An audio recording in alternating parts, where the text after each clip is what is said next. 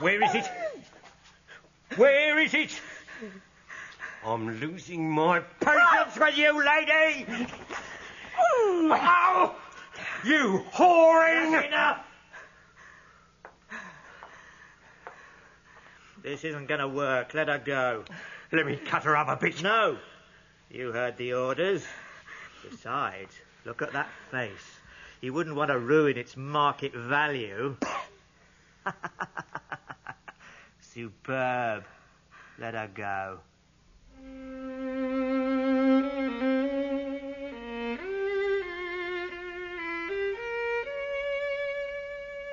A Scandal in Bohemia by Sir Arthur Conan Doyle. Dramatized for radio by Bert Coules. With Clive Merrison as Sherlock Holmes and Michael Williams as Dr. John Watson. And featuring Sarah Bedell as Irene Adler and Andrew Sachs as the King. A Scandal in Bohemia.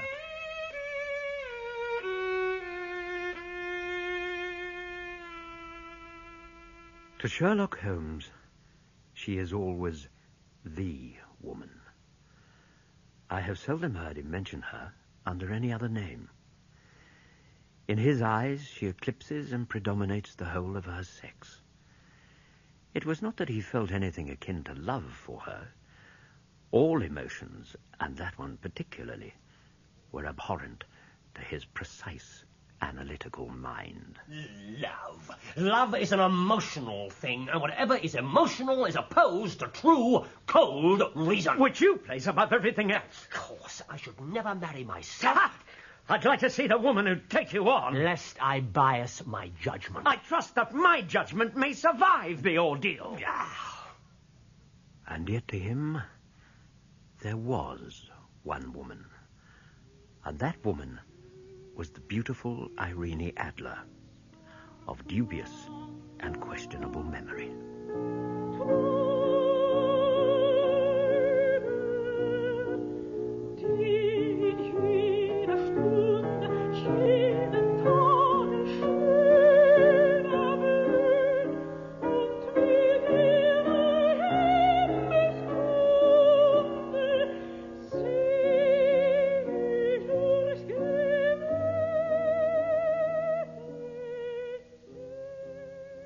I had seen little of Holmes lately.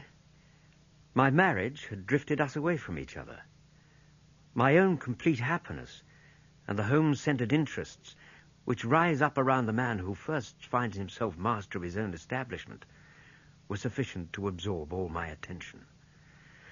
While Holmes, who loathed every form of society with his whole Bohemian soul, remained alone in our old lodgings, buried among his books and his chemicals, and alternating, so I presumed, between cocaine and ambition, the drowsiness of the drug and the fierce energy of his own nature. Beyond the occasional vague accounts of his activities, which I shared with all the readers of the daily press, I knew nothing of my former friend. Then, one night when my journey home from a patient led me through Baker Street, and I passed the well-remembered door, I was seized with a keen desire to see him again.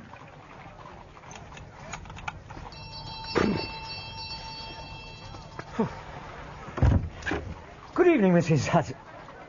Oh, I do beg your pardon. Good evening, sir. My name is Turner. May I help you?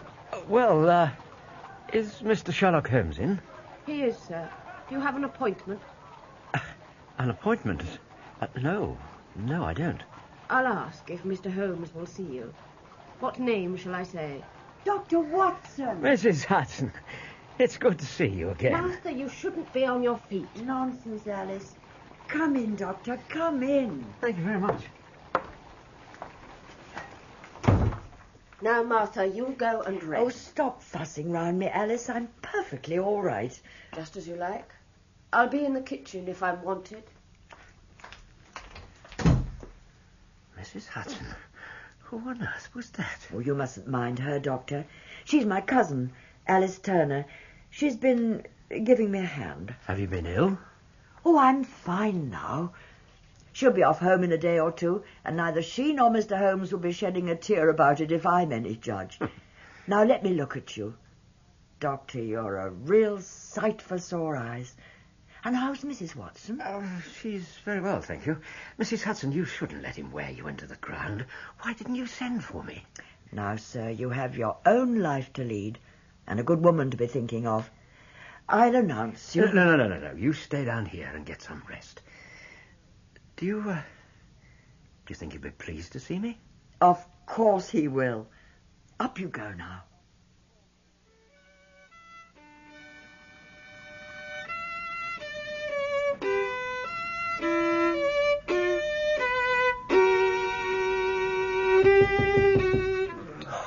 Yes, what is it?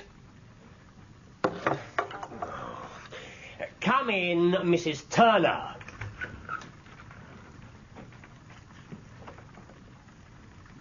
Good evening, Holmes. Watson. I was passing the door. Pray, come in. Thank you. Oh, it's a cold night. Wedlock suits you. You've put on 7.5 pounds since I saw you last. 7. Just a trifle more, I fancy. Perhaps.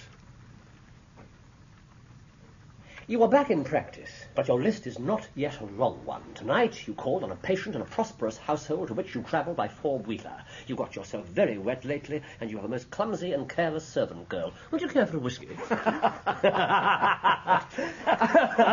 Oh, my dear fellow, how are you? Oh, I've been kept busy. I'm delighted to hear it. Take off your coat, Watson. Have a seat. Thank you. Now, you'll join me in a drink. Oh, that would be very welcome. How is Mrs. Watson? Oh, she's in excellent spirits. Oh, splendid. Here we are. Thank you. Your very good health. And yours. Mary's just about to give notice to our servant girl, though how you could tell she was so bad is beyond me. You know, if you'd have lived a few centuries ago, you would certainly have been burned. That would have been a tragedy. The world would have been denied your colourful exercises in romantic fiction. Oh, you mean those reprehensible little efforts that have made your name and brought you so much work? No. Don't waste your time thinking up another sarcastic answer. Just tell me how you knew about Mary Jane. By the inner side of your left shoe. Go on. The leather is scored by 6 parallel cuts where someone has very carelessly scraped mud from the edge of the sole. Mud so long neglected it's completely crusted. Hence my double deduction that you've been out in vile weather and that you had a particularly malignant boot-slitting specimen of the London slavey. Ridiculously simple. Well, then I won't insult your intelligence by explaining the rest. Have a look at this. Came by the last post. Pink paper. No address, no date, no signature. There will call upon you tonight at 7:45 a gentleman... Holmes, that's in about 5 minutes. Read on. A gentleman who desires to consult you upon a matter of the very deepest moment. Your recent services to one of the royal houses of Europe, Holland, have shown that you are one who may safely be trusted with matters which are of an importance which can hardly be exaggerated. Oh, Holmes. Yeah. This account of you we have from all quarters received. Be in your chamber at that hour. What do you imagine it means? Now, Watson, how many times? It's a capital mistake to theorize before one has data. But we have the note itself. What do you deduce from it? It's a man's writing, and he's well-to-do. Paper like this couldn't be bought under £0.50 a packet.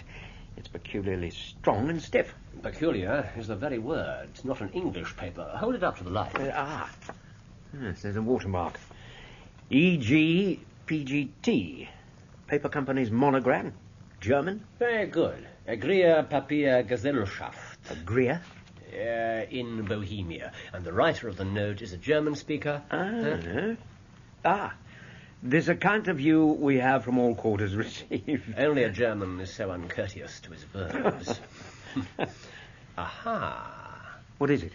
Teutonic punctuality. I believe I heard... Yes, a nice little broom, And a pair of beauties, 150 guineas apiece, easily. Ooh, there's money in this case, and there's nothing else. And there is our man. What's he like? 6'6", built like Hercules, appallingly overdressed and exhibiting an intense desire for anonymity. Anonymity? He's wearing a mask. A mask, for goodness sake? Ah, I'd better go. Not a bit, Doctor. Stay where you are. Yeah, but your client... Never mind him. You'll find a notebook and a pencil on my desk, if you've no objection. My dear fellow.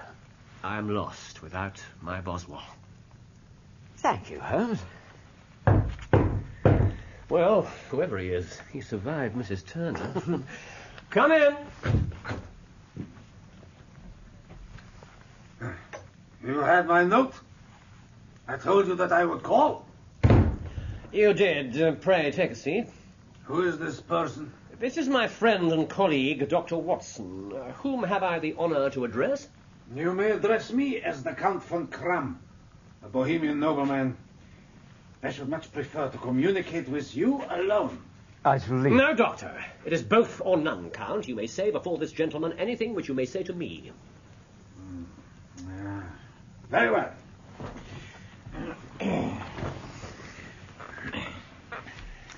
You will excuse this mask. The august person who employs me wishes his agent to be unknown to you, and I may confess that the title by which I have just called myself is not exactly my own. I was aware of it. The circumstances are of great delicacy and could grow into an immense scandal. It is not too much to say that the whole course of European history could be affected. To speak plainly, the matter implicates the great house of Ormstein, kings of Bohemia. I was also aware of that. Sir, you are represented to me as the most energetic agent and most incisive reasoner in Europe. Your informant was not in error. This is intolerable. If you would condescend to state your case, I should be better able to advise your Majesty. Your Majesty?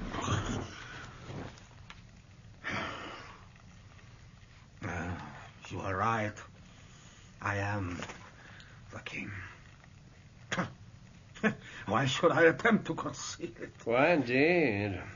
Your Majesty had not spoken before I was aware that I was addressing Wilhelm Gottreich Sigismund von Ormstein, Grand Duke of Kassel-Felstein and hereditary King of Bohemia. Do please sit down. Thank you. Doctor, if you please. Certainly. What are you doing? I'm taking notes. Confidential notes. Very well. The facts are briefly these. Some 5 years ago, when I was still only Crown Prince, I made the acquaintance of the well-known, adventurous Irene Adler. The name is no doubt familiar to you. Irene Adler. Look her up in my index, Doctor. Yes. Adler.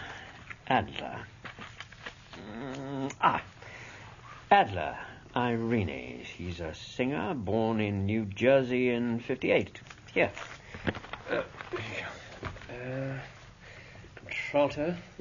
La Scala. Imperial Opera of Warsaw, yes. Retired from the operatic stage 2 years ago at the age of only 28. Now lives in London, once celebrated throughout Europe as an adventuress. Gotcha. Your Majesty, as I understand, became entangled with this person. Entangled? Yes. Yes, that is exactly the word.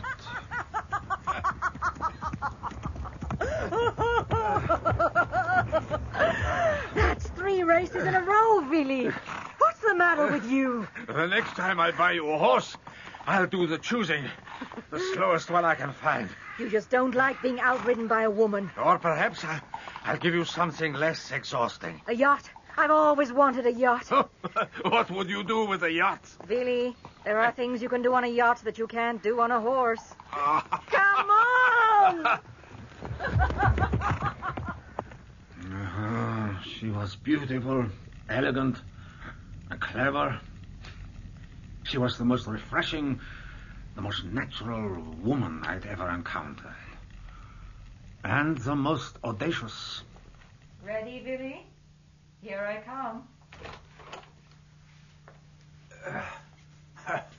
Irene. Don't you like the suit? It's one of my favorites.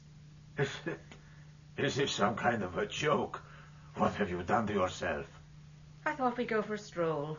These are my walking clothes. You expect me to appear in public with you looking like that?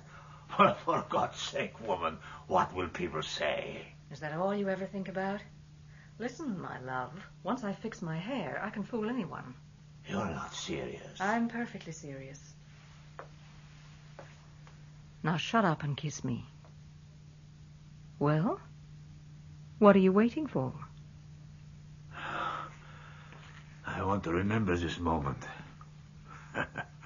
I never kissed a man before.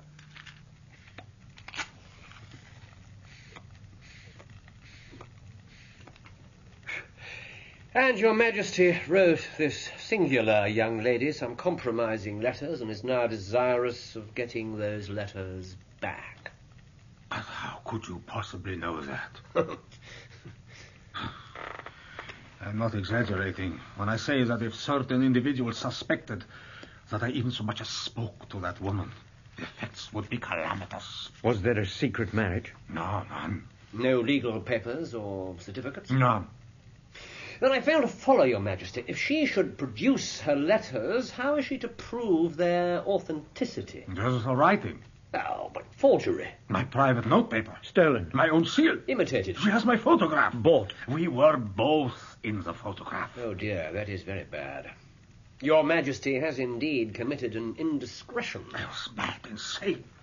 The photograph is particularly compromising. This is a highly serious matter. Most certainly. You have placed yourself in a very difficult position. That photograph must be recovered. I have tried and failed. Burglars in my employ have ransacked her house. Huh? Her luggage has been diverted when she traveled. Twice she has been waylaid. Waylaid? There's been no result. You must pay. It must be bought. She will not sell. Indeed. And if blackmail is not the lady's aim... She proposes to ruin me. How? I am about to be married. So I have heard. To Clotilde Lotman von Saxe-Meiningen, second daughter of the King of Scandinavia. A family of strict principles. Oh, strictest. The princess herself is the very soul of delicacy. A shadow of doubt as to my conduct would bring the matter to an end. That must not be allowed to happen. And Irene Adler threatens to send them the photograph. And she will do it. I know that she will do it. She has a soul of steel. She has the face of the most beautiful of women and the mind of the most resolute of men. You're sure that she hasn't sent it already? Yes, I'm sure. She has said that she would send it on the day that the betrothal is publicly announced. That will be next Monday. Oh, then we have 3 days. That is very fortunate. I do have 1 or 2 matters of importance to look into just at the present. Your Majesty has not told us everything. What do you mean? Why will she do this thing? Why does she wish to see you ruined? You ask the obvious. She fell hopelessly in love with me. Rather than see me marry another woman, there are no lengths to which she would not go. Rather than see you marry another woman?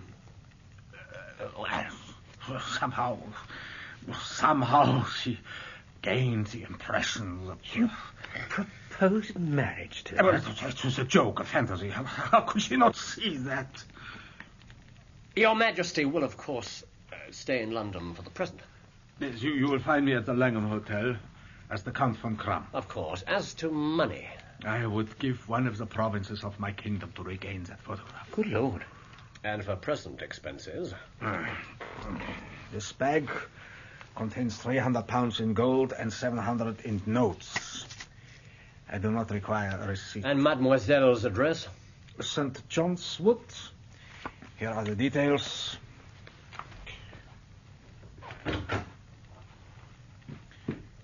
Do not fail me. Holmes? A charming gentleman. I'm not sure that I do not approve of the lady's intentions. You're defending her, a woman of that sort? Watson, I'm interested in her motives, not her morals. Well, then, you willingly see her create an international scandal? It's possible that she has no intention of doing anything of the sort. She's certainly intelligent enough to know that the threat of exposure can be infinitely worse than the actuality. How can you possibly know that? To live a successful life outside the conventional boundaries of society requires intelligence as well as bravery. Well, if you feel that way, why did you accept the case? Because a man who's already tried burglary, theft, and violence is only a small step from something more drastic. You can't mean that. A reigning monarch? Powerful interests are at work here, Watson. I believe I can resolve the situation with a minimum of fuss. Assuming you manage to recover the photograph. Oh, really, Doctor?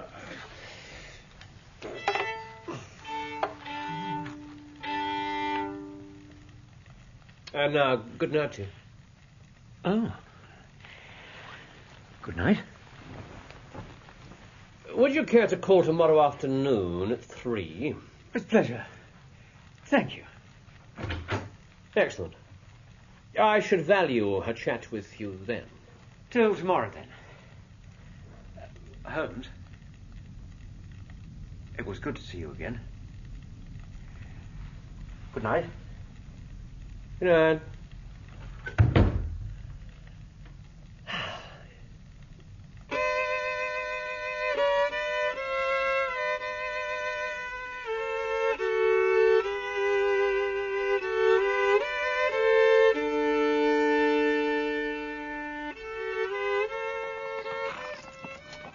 Easy, boy. Hold him, would you, mate? Yeah. Easy there. That's better. Good boy. Yeah. You got away right enough. Why'd you lose your last place? A drink, was it? Yeah, I thought so. Just have to look at you. Bloody fool you are. It's not worth it. I know. Oh, I do. I've been off it 2 years now. See where I am. Good post, eh? Good mistress. Never had better. Treats me like I'm somebody. Know what I mean? I'd chuck over the blanket. Here. Thanks. No chance of something here, I suppose. You know, a bit of casual. Yeah. You can give me a hand for a bit. I'll see you all right. Hang on. What? Listen.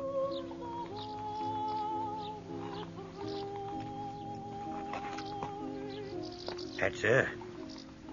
Nice, eh? Yeah. Nice.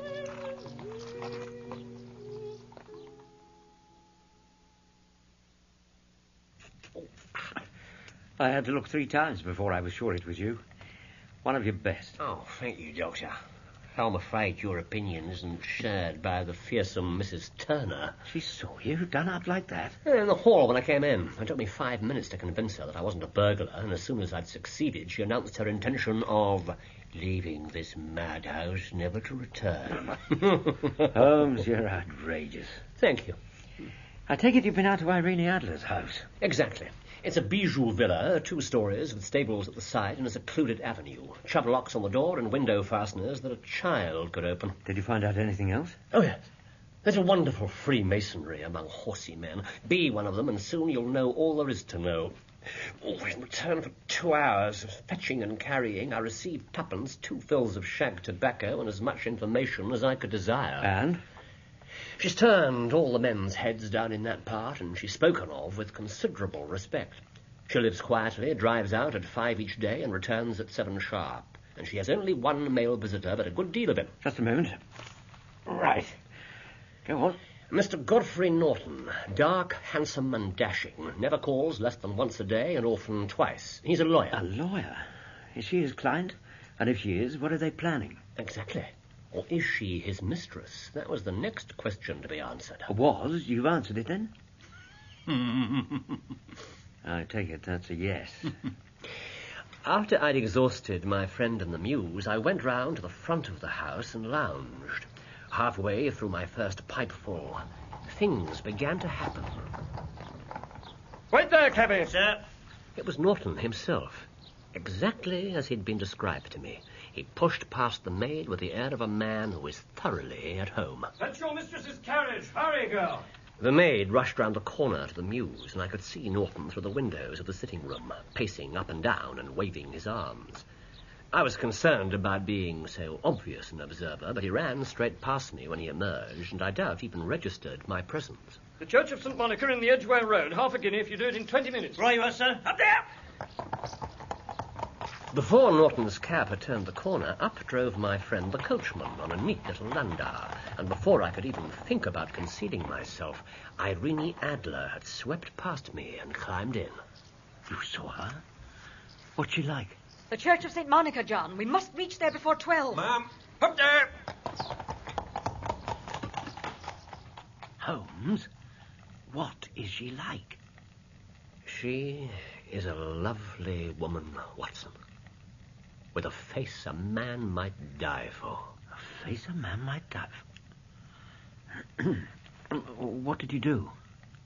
I was just balancing whether I should run for it or whether I should perch on the back of her landau when a cab came through the street. The driver looked twice at such a shabby fare, but I jumped in before he could object. We drove like the devil, but the others were there before us. Forgive me, sir, but you must allow me to know my business. I tell you that it would not be valid. But it's well before 12. What's your objection? That is not the only requirement the law demands. I'm sorry, but we simply cannot proceed. Oh. I lounged up the side aisle, keeping in the shadows. I would have sworn that they had no idea I was there, but she spun around and looked straight at me. Godfrey, over there. What? Oh, yes. You! Me, Governor? Yes, you. Come here. Oh, well, I don't know. Oh, come on, move, man.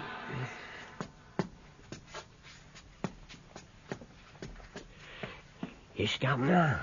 Mrs. Just stand there quietly, please. Well, man? Splendid. Dearly beloved, we are gathered here today in the sight of God. Before I knew where I was holding a ring and generally assisting in the secure tying up of Irene Adler, spinster, to Godfrey Norton, bachelor.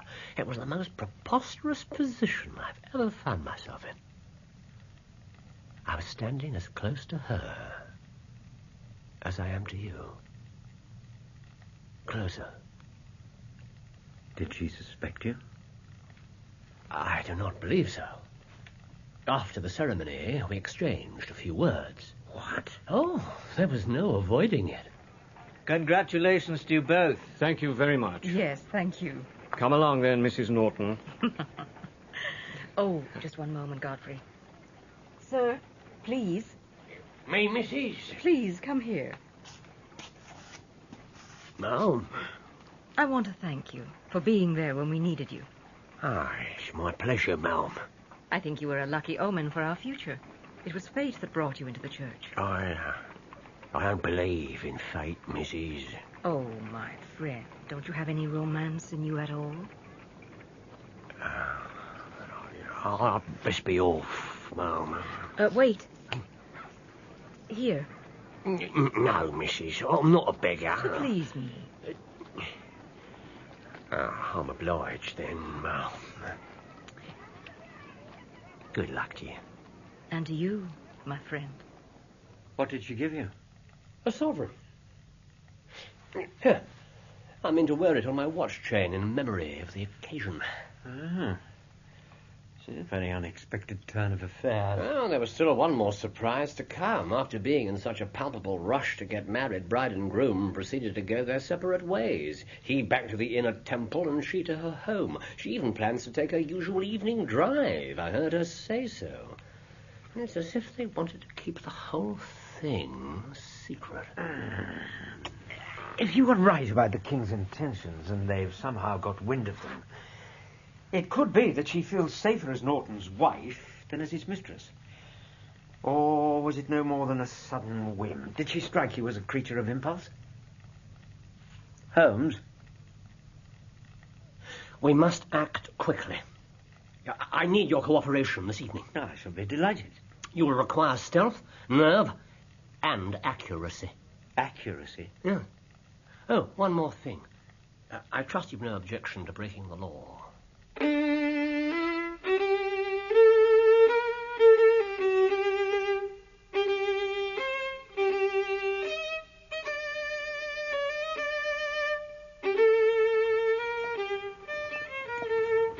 It's good of you to accompany me, young man. It's rare nowadays to encounter such courtesy. I fear you may find my conversation a little limited. Please, Holmes, leave it until we're there. Having second thoughts, Watson? I suppose you do know that impersonating a minister of the church is a criminal offence. Yes, well, so is throwing a smoke rocket through somebody's front window. We've already agreed to that. Look, are you really sure that the photograph is somewhere in the house? I don't believe she'd entrust it to somebody else. But the king had the house burgled. Chow, I didn't know how to look. How will you look? I will not look. Well, then? I'll get her to show me. This is my place. Go on, get out of Holmes, this is not what I would call a quiet avenue. here. Look, spare a coin, sir. Spare a coin for an old soldier. Oh, you poor soul. Give him something, Doctor. Here you are, my man. Oh, God bless you, sir. And you too, Bart. Here comes the landau. Good luck, Watson. And you. Here she comes. Let me open the door for you, lady. Get out of it. I was there first. I tell you were. What's going on? You looked at me. Don't make me laugh. Get away from my carriage. Who are you calling a liar? Take your fist to yourself. John! Here, clear off out of it. You heard the lady. Get off. Ow. John! Stop it! Stop it at once! This is common brawling. Madam, I shall escort you to the door. Pray, take my arm. Get lost, you old fool. Ow. Oh, God. You slinking idiot. Stand back there. Give him some air. John, is the gentleman all right? He's still breathing. Come on, get out of it. Clear off. Well, we can't leave him lying here. Help bring him into the house. Sir, can you hear me? Let me look at those cuts. Turn your head this way. No. Madam, I beg you. It's nothing. But you're bleeding. A scratch, but madam, you... were you injured? Quite unscathed, I assure you. Oh, thank the Lord. They were roughs, madam. They meant to have your purse. Well, they did not succeed. Thanks to you, my friend. We live in evil times. I do not understand it, this mad desire to do harm to others. It will destroy our civilization. Not while there is goodness and love in the world, and brave gentlemen who think of others before themselves. And gracious ladies. Amen to that, madam. Amen to that. Oh, no, my dear sir. Here. Come, lift your head.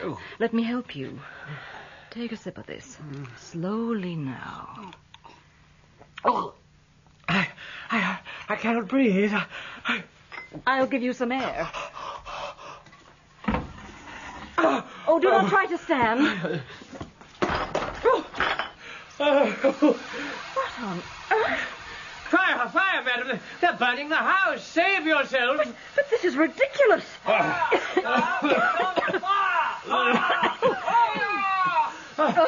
Save yourself, madam. Don't alarm yourself, my friend. This is just some sort of a stupid prank. I'll ring for someone. Oh, madam, I implore you. Your life is in peril. You're right. We must get out. Wait, I'll help you. Just one moment.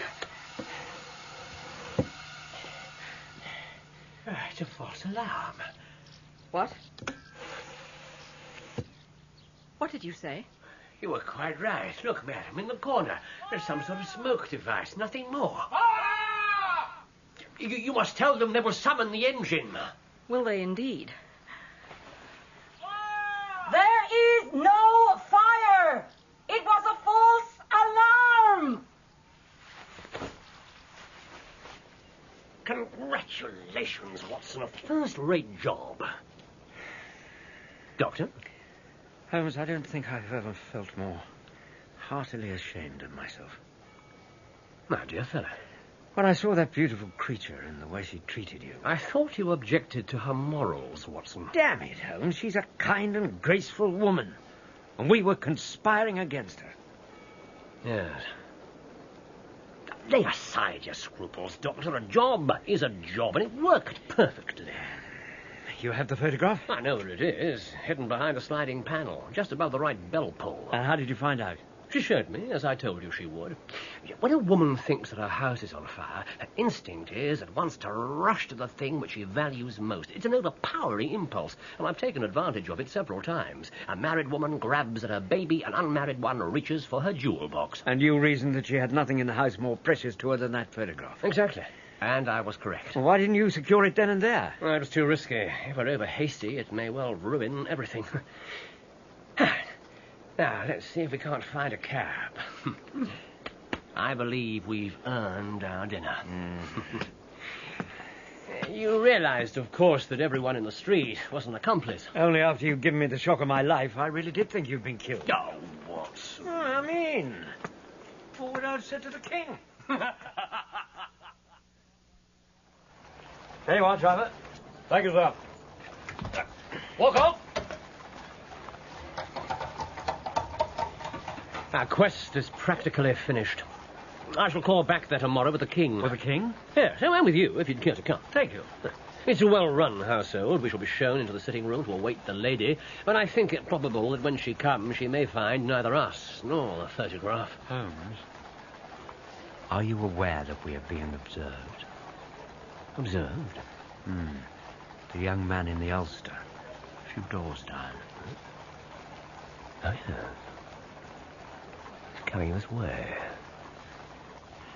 Are you sure that Mrs. Watson isn't expecting you back tonight? Quite sure. She knows you too well. Good night, Mr. Sherlock Holmes. Holmes? Someone you know?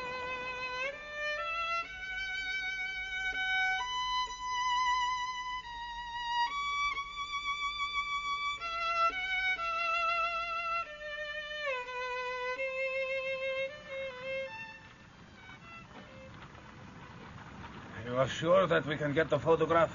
I have hopes. Hopes? In your wire you said it was certain. Irene Adler is married. Married? Yesterday, to an English lawyer named Norton. She cannot love him. Why ever not? Because she's still hopelessly infatuated with me. Why else does she pursue me so? Oh, Mr. Sherlock Holmes, I believe. I am Mr. Holmes. Indeed. My mistress told me you were likely to call. She left this morning with her husband for the continent. She has left England. All is lost. We shall see. Sir, really? Now. Give me the photograph. Here. This is not the one. What? Holmes, this is a photograph of the lady by herself. So I observe, but this may explain matters. Yes, if you please. It is addressed to me.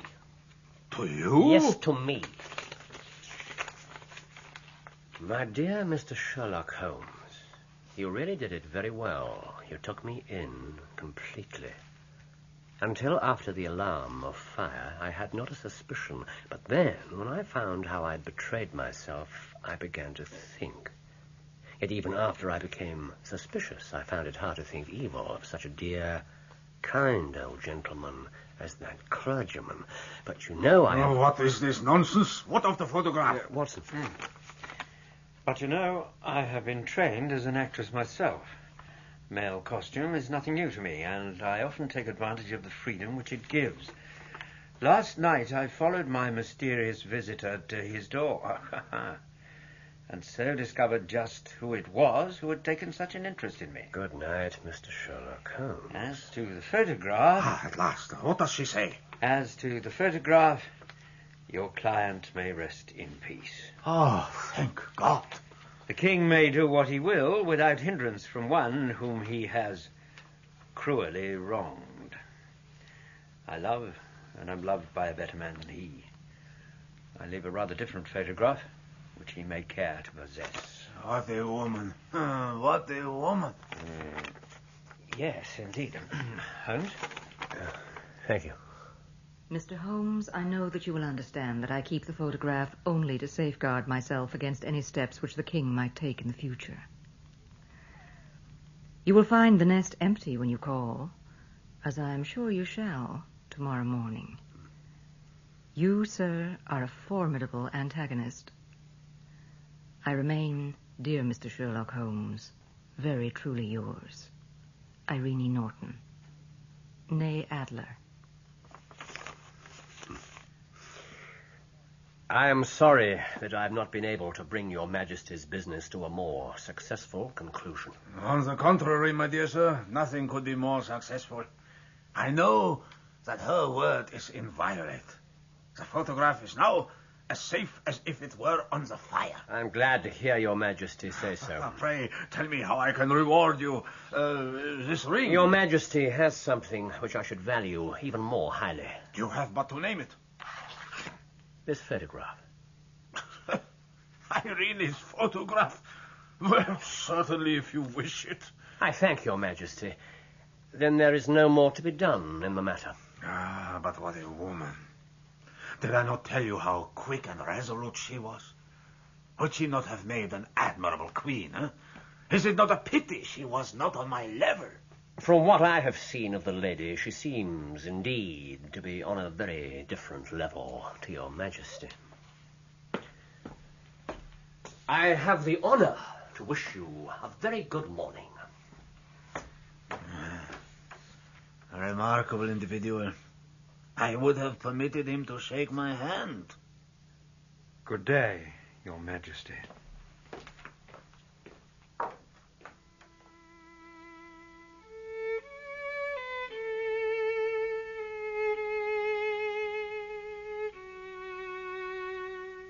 And that was how a great scandal threatened the kingdom of Bohemia, and how the best plans of Mr. Sherlock Holmes were beaten by a woman's wit.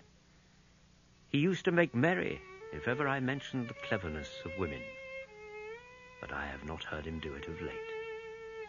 And when he speaks of Irene Adler, or when he refers to her photograph, it is always under the honourable title of the woman.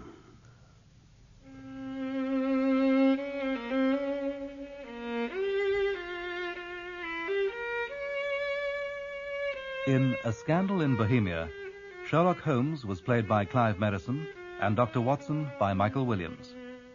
Irene Adler was played by Sarah Bedell and the King of Bohemia by Andrew Sachs, with Mary Allen as Mrs. Hudson, Jenny Howe as Mrs. Turner, Brian Miller as Norton, Danny Schiller as the priest, and Ian Lindsay as John.